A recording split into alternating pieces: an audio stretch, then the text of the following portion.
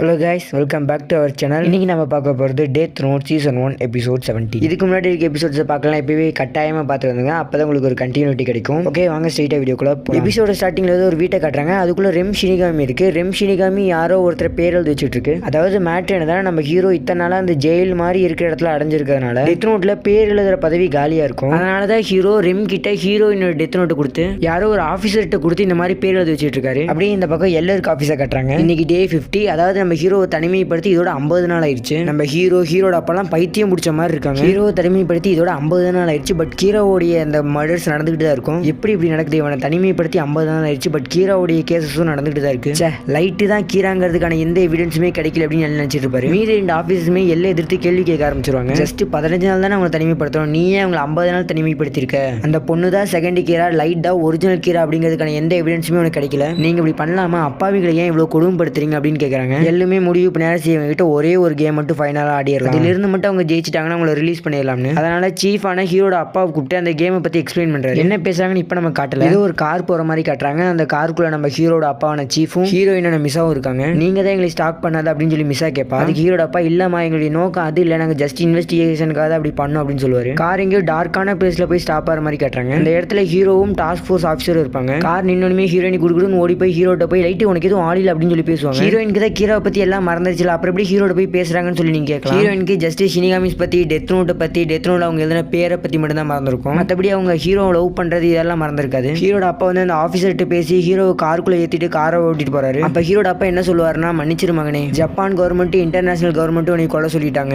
எனக்கு வேற வழி தெரியல, உனக்கு வலிக்கும்னு சொல்லி நானே உனக்கு கொள்றேன். ஒருவேளை நீ செத்ததுக்கு அப்புறமும் ஹீரோட கேசஸ் கண்டினியூ ஆச்சுன்னா எல்லாருடைய வேலையவே ரிசைன் பண்ணிட்டு போறாராமா, எனக்கு வேற வழி தெரியல, என்னை மன்னிச்சிரு அப்படின்னு சொல்லுவாரு. இதை கேட்கிற ஹீரோக்குள்ள உயிர் பயம் வந்துடும். கெஞ்ச ஆரம்பிச்சிருவாரு. அப்ப நான் கீரா இல்லப்பா, கீரோட பார்த்து வேற என்னோட பார்த்து வேறப்பா, நானும் கீராவும் பயங்கரமான பல விஷயங்கள் டிஃபர் ஆயிருக்கும்பா அப்படின்னு சொல்லுவாரு. பட் அதெல்லாம் ஹீரோட அப்பா கேட்க மாட்டாரு. ப்ளீஸ் என்னை கொள்ளாதீங்கப்பா அப்படிலாம் சொல்லுவாரு. அதுக்கப்புறம் கொஞ்ச நேரத்துக்கு முன்னாடி நம்ம ஹீரோ கோவமாயிருவாரு. நீங்க எல்லாம் ஒரு அப்பாவா, பெத்த பையனையே கொல்றியே, ஒரிஜினல் கீரா உங்களால கண்டுபிடியாதனால என்னைய கொலை பண்றீங்களே அப்படின்னு பயங்கரமா திட்டாரு. பட் அதெல்லாம் ஹீரோட அப்பா கண்டுக்க மாட்டாரு. காரை வேகமா ஓடிட்டு போய் பிரிட்ஜ் கடியில ஸ்டாப் பண்ணுவாரு. ப்ளீஸ் நீங்க எப்படி பண்றீங்க, பெத்த பையனே எப்படி கொலை பண்றீங்க அப்படின்னு ஹீரோயின் கேட்பா. எனக்கு மட்டும் என்ன பெத்த பையனை கொல்லணும்னு சொல்லி ஆசையா, மேலிடத்து உத்தரவு, நான் அதை மீற மாட்டேன் அப்படின்னு சொல்றாரு ஹீரோட அப்பா. ஹீரோ எவ்வளவோ பேசுவாரு, கெஞ்சுவாரு. பட் ஹீரோட அப்பா அதெல்லாம் கண்டுக்காம அவருடைய கோட்குள்ள வச்சிருக்க கண்ணை எடுத்து அவருடைய நெத்தி போட்டுல வச்சு லாக் பண்ணிடுவாரு. ஹீரோட அப்பா, என்னை மன்னிச்சிரு மகனே, உன்னை சுட்டதுக்கு அப்புறம் நான் என்னையும் சுட்டுக்குவேன், நம்மளோட நரகத்திலேயாச்சும் ஒன்னா இருப்போம் அப்படின்னு சொல்லுவாரு. ஹீரோ எவ்வளவோ கெஞ்சுவாரு. அதெல்லாம் ஹீரோட அப்பா பொருட்படுத்தாம துப்பாக்கி வச்சு சுற்றுவாரு. பட் ஹீரோவுக்கு எதுவுமே இருக்காது. ஹீரோவுக்கு புரியாது என்ன ஆச்சு, நாமே என்ன சாகலன்னு. ஹீரோட அப்பாவான சீஃப், அப்பாடா ஒரு வழியா நீங்க இந்த கேம்ல பாஸ் ஆயிட்டீங்க அப்படின்னு சொல்லுவாரு. கேமா என்னது அப்படின்னு சொல்லி கேட்பாங்க. என்னதுன்னா கடைசி ஒரு கேம் விளையாடலாம்னு சொல்லுவார்ல, அந்த கேம் இதுதான். வாட் இஃப் இவங்க 2 இடத்துல யாராவது ஒருத்தர் கீராவா இருந்தா கூட ஹீரோட அப்பா செத்துருப்பாரு. ஹீரோட அப்பாவான சீஃப்க்கு எதுவுமே ஆல. தட் மீன்ஸ் இப்போதைக்கு இவங்க 2 பேருமே கீரா இல்ல அப்படின்னு சொல்லி டாஸ்க் ஃபோர்ஸ் டீம் முடிவு பண்றாங்க. அந்த கார்ல நடக்கிற எல்லாத்தையுமே பார்த்துட்டு தான் இருக்காரு. சீஃப் கிட்ட என்ன என் பையன் கீரா இல்லன்னு சொல்லி இப்ப நம்புறியா, அவனை ரிலீஸ் பண்ணிட்டு அப்படின்னு சொல்லி கேட்பாரு. எல்லாமே நம்புறேன், அவனை ரிலீஸ் பண்ணிடு அப்படின்னு சொல்லிடுவாரு. ஓகே, இப்போதைக்கு உங்க 2 பேருக்கும் எந்த ப்ராப்ளமும் இல்லை அப்படின்னு சொல்லுவாரு சீஃப். டாஸ்க் ஃபோர்ஸ் இப்போதைக்கு தங்கியிருக்க பில்டிங்கை காட்டுறாங்க.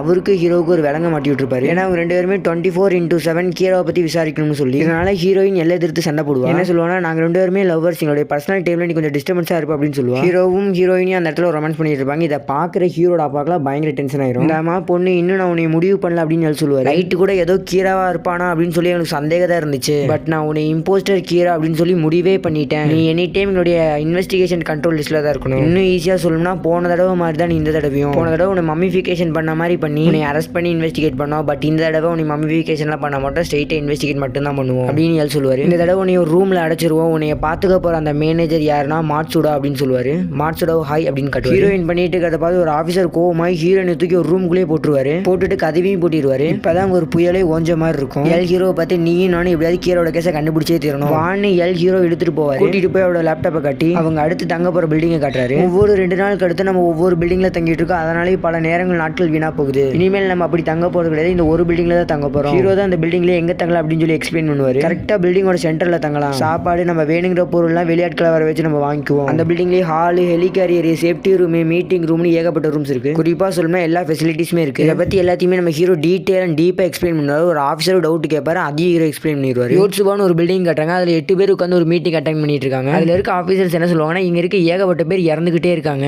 மெயின் பாசஸ்மே இருக்கிறாங்க. தட் மீன்ஸ் இங்க இருக்க 8 பேர்த்துல யாராவது ஒருத்தர் தான் கீராவா இருக்கணும். அந்த இன்னொரு கீரா தான் தேர்ட் கீரா. இந்த பக்கம் ஷினிகாமியான ரெம்ம காட்டுறாங்க. மனிதர்கள் ரொம்பவே மோசமான வஞ்சகமானவங்க அப்படின்னு ரெம் சொல்றதோட இந்த எபிசோட் முடிச்சிட்டாங்க. ஓகே, இந்த வீடியோ பிடிச்சிருக்குன்னு சொல்லி நம்புறேன். ஹீரோக்கு வேற தான் தான் கீரா அப்படிங்கறதே ஞாபகம். பட் கீரோட கேஸ் எடுத்து இன்வெஸ்டிகேட் பண்றாரு. ஒருவேளை ஒருவேளை ஹீரோட கேஸை கண்டுபிடிச்சாலும் மாட்டது நம்ம ஹீரோவாக தான் இருப்பார். இந்த வீடியோ பிடிச்சிருந்துச்சுன்னா லைக் ஷேர் கமெண்ட் பண்ணுங்கள். மறக்காமல் நம்ம சேனலை சப்ஸ்கிரைப் பண்ணிடுங்க. உங்களிடமிருந்து விடைபெறுவது உங்கள் unique Tamil explanation. Bye guys.